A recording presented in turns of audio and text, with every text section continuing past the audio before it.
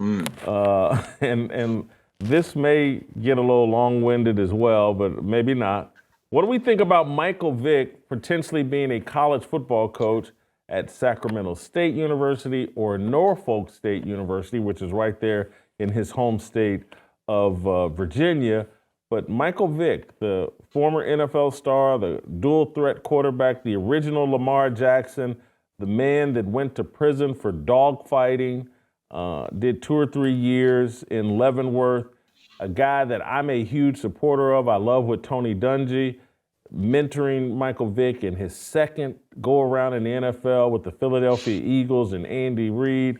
I love Michael Vick and the way he's handled his fall from grace and reemerging. I think Michael Vick mostly represents something positive, but I'm not 1,000% sure he should be a college football head coach. I'm a tiny bit up in the air on that. Steve, I'll let you fire first. What do you think about Michael Vick as a college football head coach? Has he had a lot of experience as an assistant coach? I haven't really heard of it. Maybe he's done some instruction, but I get the sense he'd be a better fit at Norfolk than he would in Sacramento. But if this brings him a purpose in life, I'm all for it. I believe Michael Vick has been rehabilitated. I don't like when people bring up the dogfighting as some sort of life sentence that he should never be able to come back from. Look, he did the crime. He did the time. He paid his debt to society.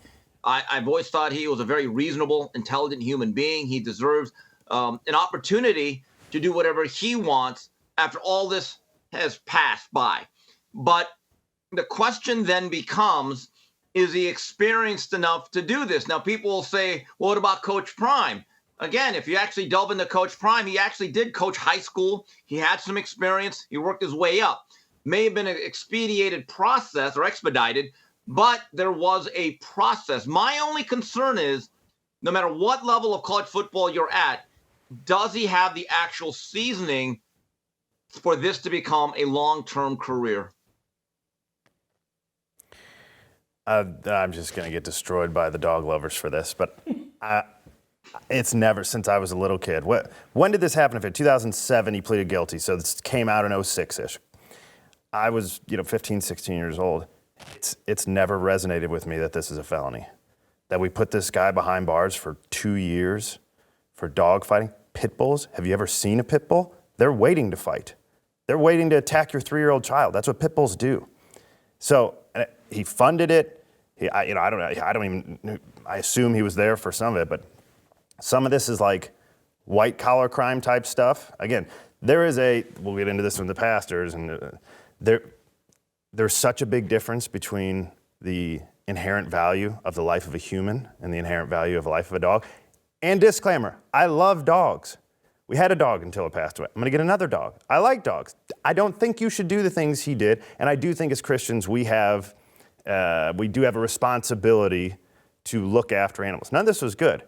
You put a guy behind bars for 21 months for this, and he's a convicted felon, and now we're talking about should it be, he was one of the most gifted quarterbacks of all time. I'm sure he has some knowledge to give. He was actually a decent broadcaster, I thought, on Fox.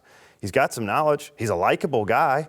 We're saying he shouldn't be around kids because he funded some dogs that want to fight each other? I don't think people are making the argument he shouldn't be around kids. I think they're arguing, should he be entrusted with the leadership and molding of kids? I don't think not his own. I don't think he should be entrusted with the leadership and molding of dogs. Kids? I've seen no evidence that he do this to children.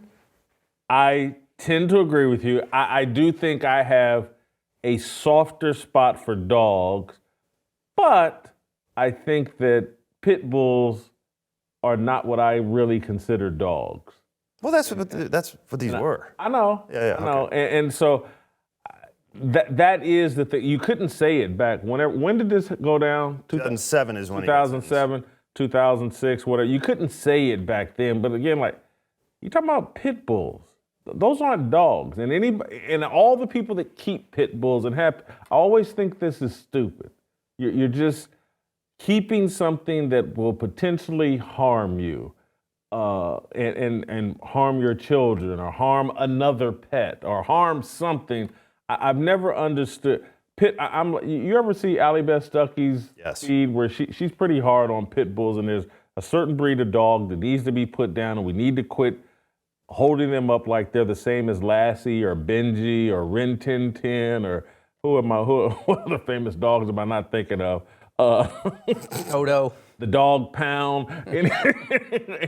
I'm the rap. Anyway, so I that is one of the reasons why I wanted Anthony and Virgil to come on later on the show and just give us a little bit of a biblical perspective on how we should treat animals.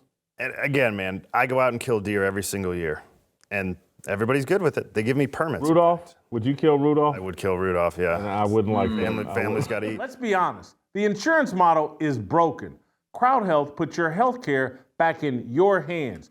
Use the promo code FEARLESS at joincrowdhealth.com. That's joincrowdhealth.com, promo code FEARLESS. Family's got to eat.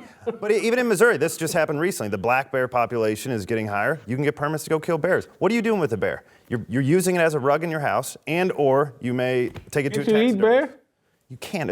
Nobody's saying, man, I'm dying for some bear right now. Let's go out and hunt. You can go take an African safari right now. No knock until you've tried it.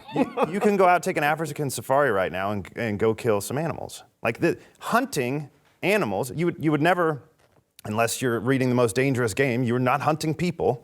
So there's just a difference here. And again, these dogs are fighting each other, and many of them were put down after that. I get it and all that.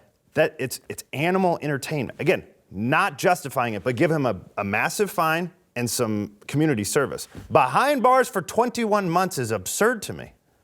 Jason. I tend to agree with you, and I don't think it eliminates him from being an asset. Go ahead, Steve. I remember during the glory days of Speak for Yourself, that fine program, Michael Vick, during the height of the Colin Kaepernick conversation, actually had the temerity and the guts to say, if I'm Colin Kaepernick, why don't you make yourself more presentable? Get a shorter haircut.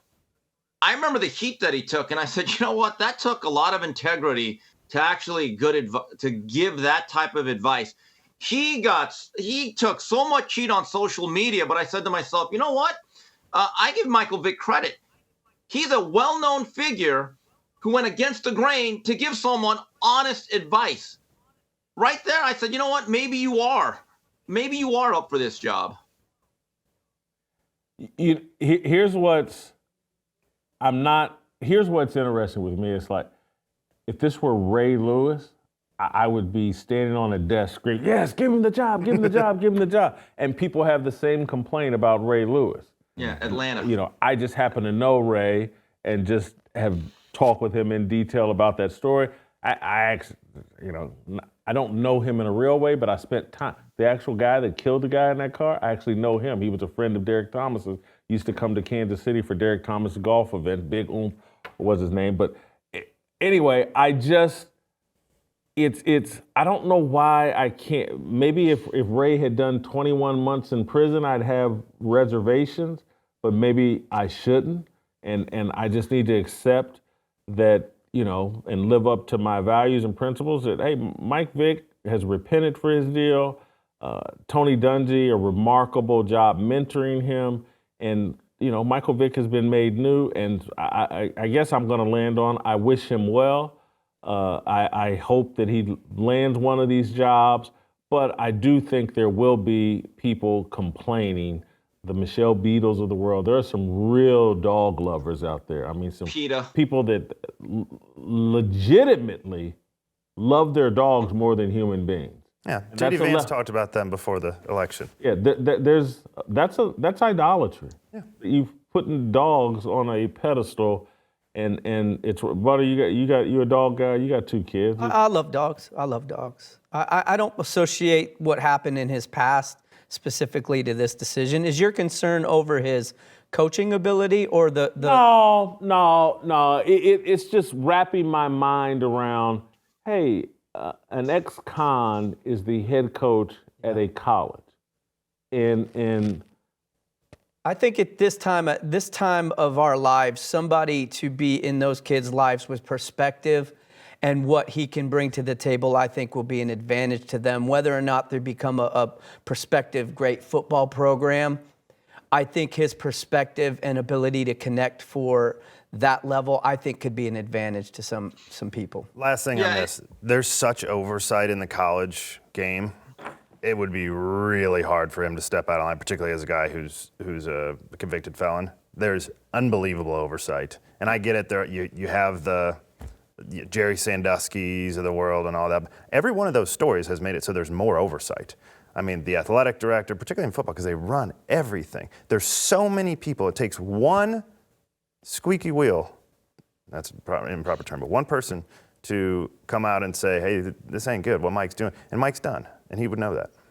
Yeah. All right, Steve, stick with us. Go ahead. Final thought. Last point I'll make. He actually admits, I should have been a harder worker. I wasn't prepared. I should have been a better player because I was not a work ethic guy. And I actually think that's the type of guy that'd be effective with wayward young men. Just that alone, that admittance to me shows growth and a person with perspective. I'm okay with Michael Vick getting this job, for the record.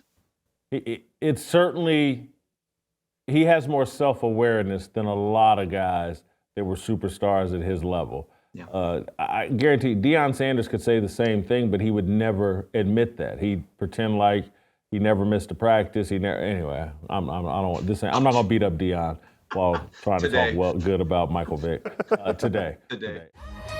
Like what you saw? Hit that like button, subscribe, and check out the full episode by clicking the link below.